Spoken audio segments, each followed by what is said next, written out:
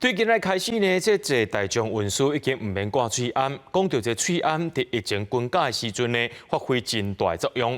特别是喙安国家队用上紧的速度大量生产喙安，佫会当拼这喙安外交。即马这喙安渐渐解除禁令了后，政府也开始辅导这业者转型。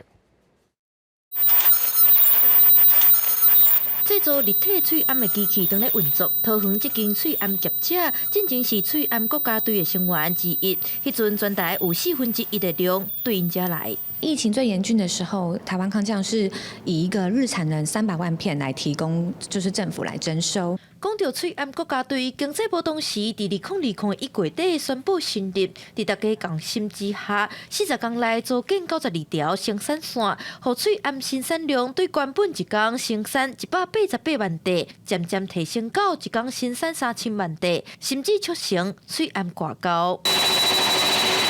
只是即阵疫情转好，喙安陆续解禁，挂喙安的人嘛渐渐减去。病院可能较爱挂，若是外口的话，我是感觉空气也较流通，更免挂啦。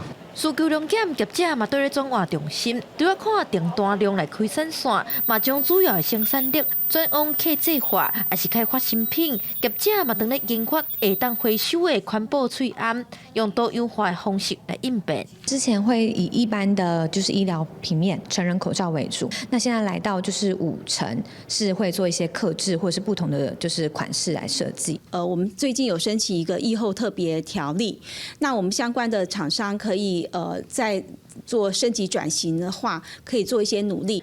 经济部表示，行政院规划疫后预算，经济部有特别编100亿，协助制造业转型发展，走向低碳、智慧化生产。最近嘛会开放有需要的厂商去申请，用辅导补助等措施协助业者升级。记者陈文佳、桂林、桃园台北采访报道。